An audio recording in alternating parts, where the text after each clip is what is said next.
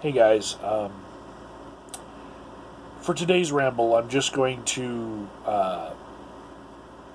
talk about something that's only really relevant to people who are local to the Denver area, but I suspect that this is a phenomenon that's happening everywhere in every state, maybe across the world even. Um, it's usually, as an addiction counselor, it's hard for me to get someone into treatment in the wintertime. The reason why is homeless people, they all of a sudden realize that they have an addiction issue, say right after Halloween, and then it becomes more pressing right after Thanksgiving in November, um, where the cold starts driving people to seek any sort of shelter that they can get, right? And that can be uh, addiction treatment facilities. So there's a lot of applications that get put in the wintertime. And then through December, January, February, and March, it's really, really hard to get someone into a treatment center. Now, by June, it's usually extremely easy to get someone into treatment. There's multiple places that I could send someone that have open beds ready to take people because, if you're homeless, you can sleep out under the stars or in a tent and there's no problem. Summertime is great at night. Um, Party time down at the Kashlapud River, you know, um, whatever.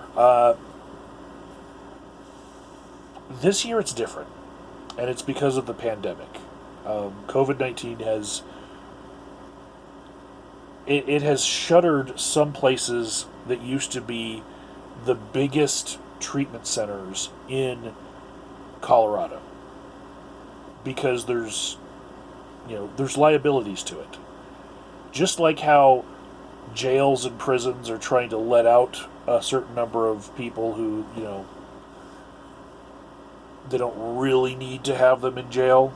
A lot of my clients where I work now, instead of facing jail time that should be mandatory, they get whatever the jail time is times two in house arrest, and that's like nothing these days because we're all pretty much on house arrest if we're scared about the Rona getting us.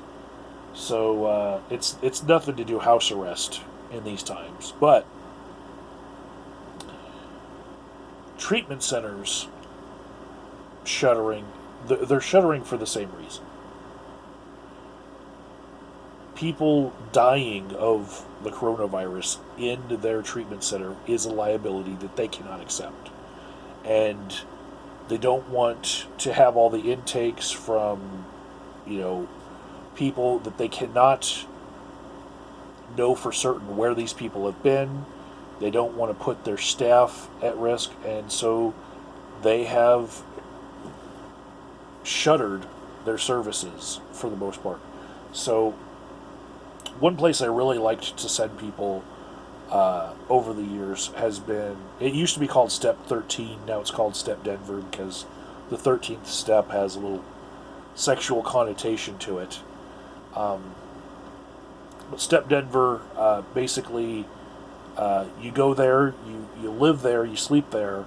At night, you go to a bunch of 12-step meetings, a bunch of AA meetings, or whatever A it is that you prefer, NA, CMA, whatever. And then during the day, you go to work. And it's like a rinse, wash, repeat thing. You go to work, you go to your step meetings at night, and then you go to sleep. And you just do that over and over again for a couple months till you save up enough money to move out on your own. That's what Step Denver is, right? It's completely empty. No intakes, no applications. Their board will meet at the end of June, but there will be no changes until then. So all of the people that I would have sent there, no luck there. Fort Lyon. Fort Lyon, like, if you've ever wished that there was a place that you could send people who were addicted, that was like an island where there was no opportunity for you to get drugs or alcohol, that's what Fort Lyon is. It's out in the middle of nowhere. I've made a video on this channel about, what it looks like when you get there. Their driveway is like a mile long, and they would know where you were going if you were walking down the driveway to leave, and the nearest gas station where you might be able to get some beer is miles and miles away, right? Fort Lyon is hoping to start taking intakes, but they've said that it's going to be gradual, and they're only going to take like 3 intakes at a time, and they won't tell us exactly when. The Denver Rescue Mission. This is the place where it was the biggest homeless shelter in Denver. It's the one, some people call it Jesus Saves, right? Because it has the neon Jesus Saves light. Denver Rescue Mission had a bunch of programs within the building, like sectioned off places, like amongst the homeless shelter, like New Life, Star, Next Step, their family rescue program. All of them are suspended. No projected opening date. Harvest Farms is full. They're still open, but they're full. They're not taking any new people, no new applications. And when they do finally take some applications, those people will only be taken if they come from a facility, like a detox or a TRT or something, and they've been COVID tested, right? So Harvest Farms is basically kind of like Fort Lyon. It's a farm where people actually work farm life. They're like, hunkered down, not accepting people. And I'm going to have to call them Thursday around 2 in order to see if there's any changes with them. There's a place called the Other Side Academy that I haven't personally seen what that program does. But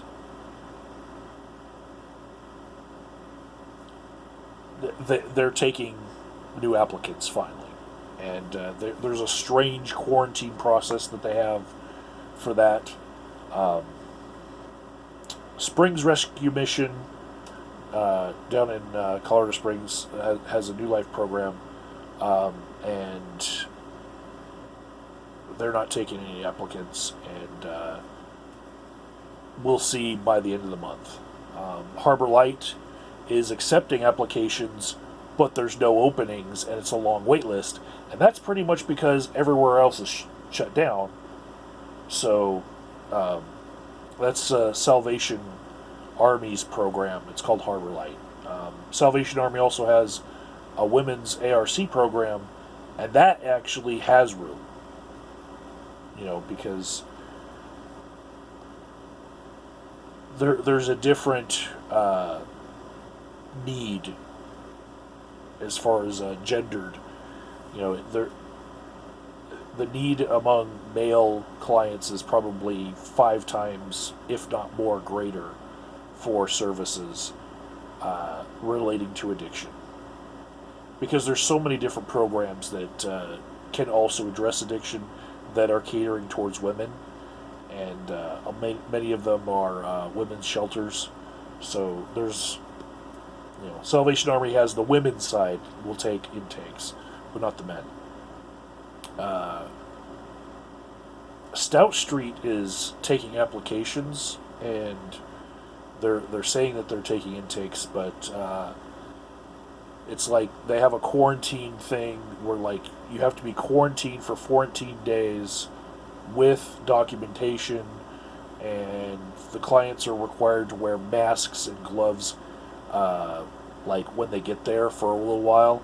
It's just a different world, really. Providence House is not currently accepting applications. Treasure House of Hope, they have I think they're taking applications, but they, just like the rest, they're scared of the Rona, and so you have to have like verified coronavirus testing, which means nothing because you can get a test, and by the time you turn it in to the results into somebody, you could have been infected. You know, which it's crazy the way that they're requiring tests, but they won't accept the antibody test. You have to have the nasal swab. That's the only one that healthcare facilities are accepting, and so yeah. But Treasure House of Hope, that's like a, a different type of program where you have to commit to like a whole year. Just like Fort Lyon, the one that I talked about earlier, that's like the island in southern Colorado where like it's really hard to get anything because you're basically secluded. That place, Fort Lyon, is like at least a year, maybe 2 years, right? Treasure House of Hope is a 1 year commitment. Anyways, there's nowhere to send people for treatment right now and know that they're going to get it. So many different programs are just like, well, when the pandemic's up, we'll go back to business, but until we have, vaccines, we're just going to shutter. It's just too big of a liability. And so, yeah. Makes my job a lot harder as an addiction counselor to want to refer someone to good treatment, and pretty much all that's available is telehealth. You can get like an intake session with a counselor over the phone or over video, and you can get telehealth meetings with them or in a group. But other than that, you are on your own. And when it's a client that's lost everything, burned every bridge, and they're homeless, and I'm trying to find them somewhere to go, shit out of luck. It's coronavirus season. I don't know if this is the same across the country, but I imagine so. And, yeah. Sucks.